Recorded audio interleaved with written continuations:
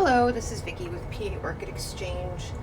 Lots of you guys know us from Instagram and the Facebook groups, and we've had a ton of requests to do a packing video, so that's what we're going to do today.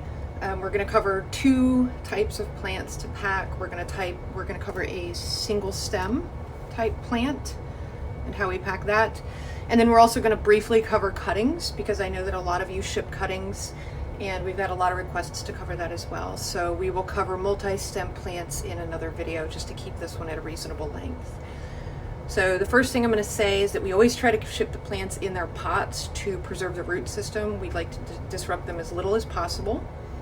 And we always like to receive our plants in pots. So we do wish that people would start doing this. It really doesn't add much to shipping. Sometimes it doesn't add anything at all. And I'd rather personally pay an extra $1 or $2 for shipping to get a plant that does not need to be recovered before it starts to grow out. So this is a little Monstera. You can see it's well rooted in its pot. In fact, it has a little coming out there. So the first thing that we do is make sure that they have a suitable amount of moisture, and that's going to vary depending on plant. Keep in mind that they're being shipped in plastic pots and they will have plastic over the top, so you don't want them to be excessively wet. Any moisture that is in the pot will likely be retained by the pot and the plastic wrap, so don't overwater. Just make sure that they're sufficiently wet per the type of plant that you're shipping. So the first thing that we're going to do is get a paper towel, and I'm going to fold it in half with just a little extra there, and I'm going to tear it. And you can see I tear it about halfway up. And then I'm going to get my spray bottle and I'm going to just get it a little bit wet. And that just helps it stay folded once I start folding it. After that, I'm going to put it around the plant and just tuck it down in there. And this is going to help keep the soil in place, so that nothing moves during shipping. All right, so you can see that that's tucked in there, and we always try to leave just a hair of it up on the edges there, and we'll show you why there in just a second. Now, this particular pot, there's a little bit of distance between the top of the pot and where the soil starts. So after I put the paper towel down, I am going to put a couple of styrofoam peanuts. Again, this is going to vary depending on how big the pot is, but you can really do this. We've done this with up to 8-inch pots and it's worked wonderfully. So I'm just going to put a couple of those in there. And then the next step is saran wrap. And a lot of people ask why we use saran wrap versus tape. And my answer to that is because it's much easier to unpack.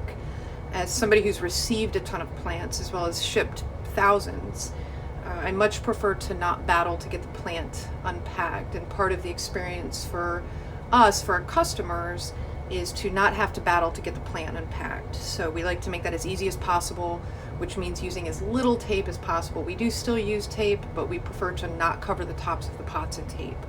So we're going to use saran wrap. We have our food grade saran wrap here. We get this at Costco. It's 3,000 square feet. We go through like a few of them a year.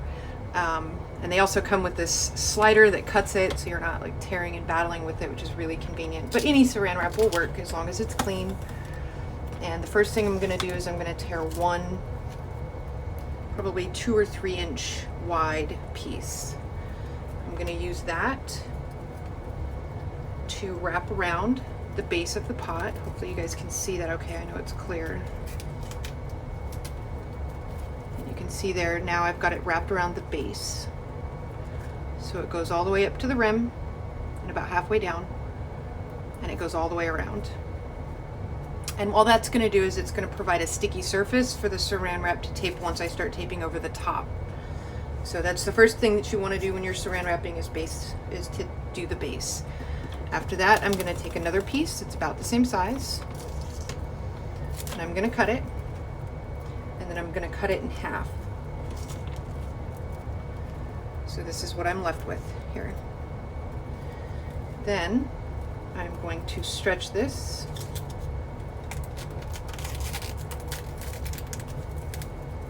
over one side. You can see it sticks nice with that around the sides there.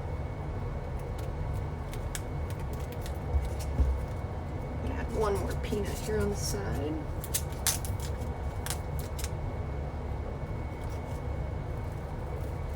I'm gonna take the second half and I'm gonna do the same thing on the other side.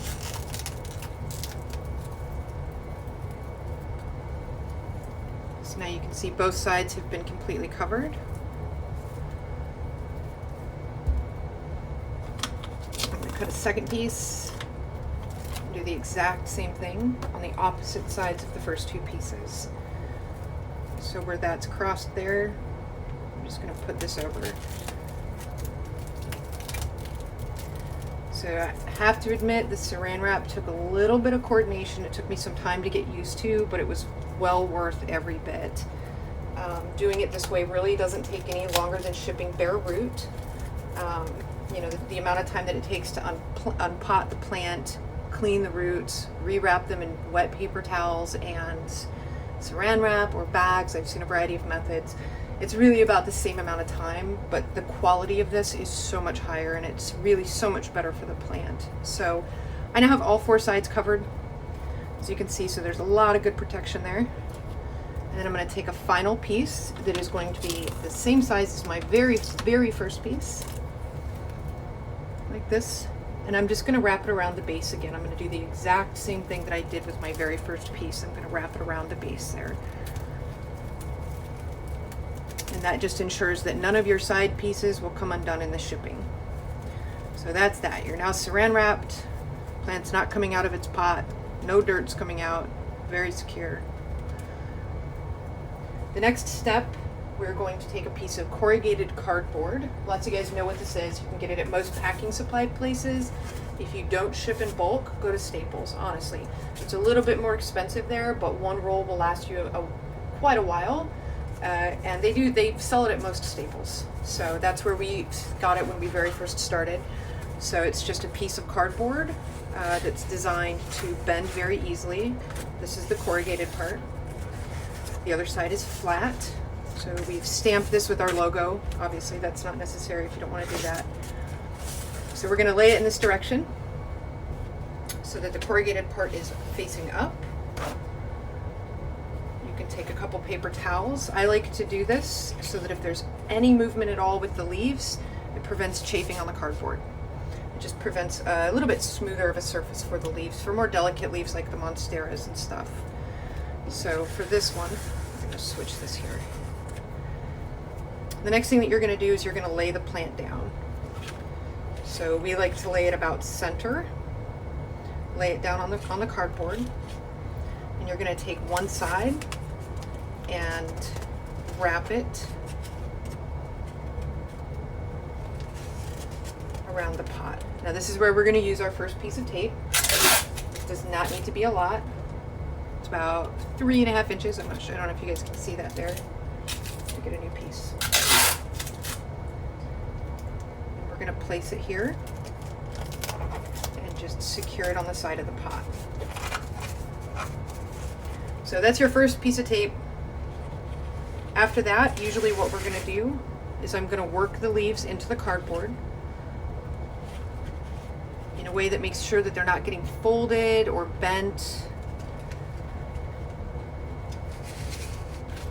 And after that, you can just start to take the pot and roll it. So we'll get the leaves in there, and then I'm just going to roll.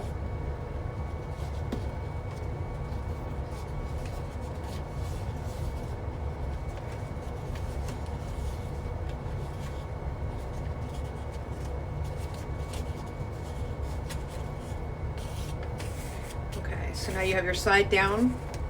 The last fold is going to be up. And you can see you have a square. And this is our second piece of tape. This is going to go to the outside. Now this does have to be a little bit firm, but it really doesn't have to be excessively tight. If you're smashing the pot or risking damaging the plant, it's probably not being done right. I would undo it and redo it, which we do sometimes. Now you're going to go for your third piece of tape, which is going to be up at the top here. And the last thing that we like to do is add a piece of twine.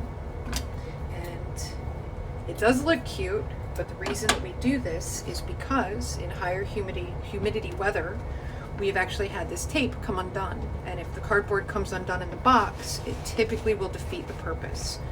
So this twine will keep it in place just in case that tape fails. Unfortunately, that doesn't happen often, but we have had it happen. So there's your Monstera. It's in the box, or it's in the cardboard now, and ready to be shipped. And nothing's going to be able to bang that up. Once it's like this, you're going to go to your final steps of getting it in the box. So I'm going to put that aside for a second. The next thing we like to do is take a piece of just craft paper, and we actually buy this in bulk rolls. It's very, very inexpensive, and again, one roll lasts, we ship thousands of plants a year, and one roll will last us about a month and a half. So if you're shipping anywhere between 50 and 100, this roll should last several months. So we're going to take this plant. I like to put it face down. I like to put the paper a couple inches on either side so that it's not completely at the top and bottom, and we'll show you why when we're getting it in the box. Fold it over and very, very loosely wrap. All this is doing is preventing a cushion between the plant and the outside of the box to keep it from moving. So it's very loose. We're not jamming it in there. The last step is the box, and hopefully this isn't too tall. Hopefully you guys can see this okay. So now we're going to gently and slowly slide this into the box.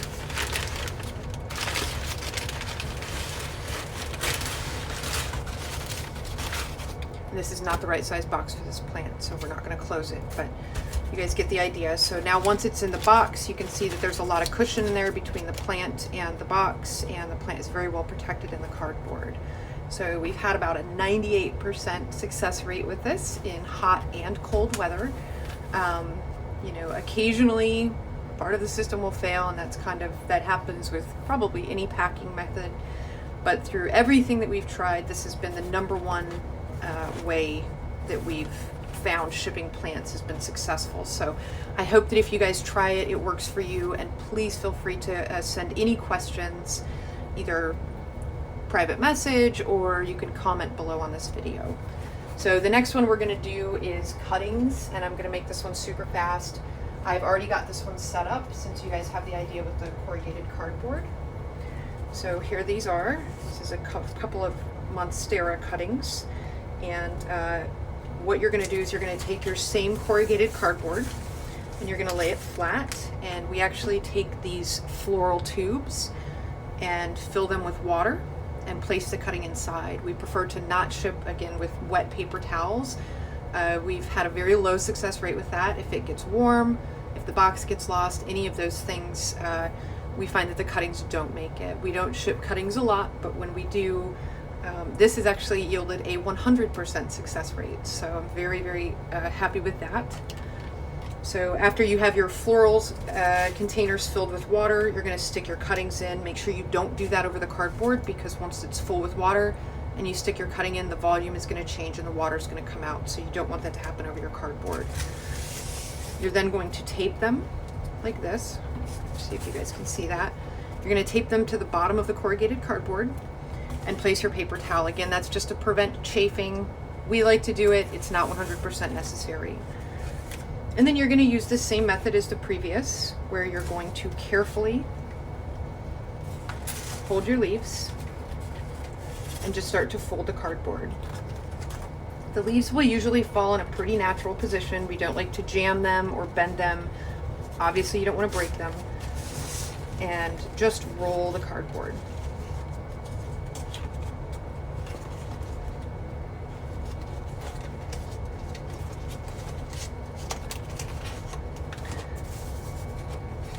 All right, once your cardboard's rolled, same thing, one tape on bottom and one on the top.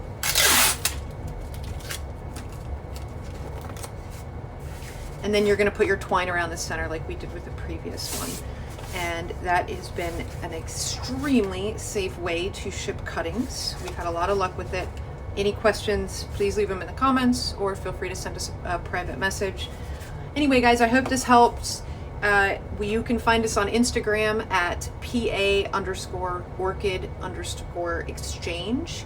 And you can also find us on Etsy. And we typically list a lot of stuff on Etsy, and if you are looking for something or if you have questions, shoot us a message. We're getting ready to do a big restock this upcoming week, and we're super excited about that. And tonight, which is 8/11, we're going to be doing a plant purge live out of our greenhouse. It'll be our first one, so for those of you who will be there, please be patient with us. And yeah, so I hope you guys enjoyed the video, and we will come with another one on how to wrap multi-stem plants. Thank you.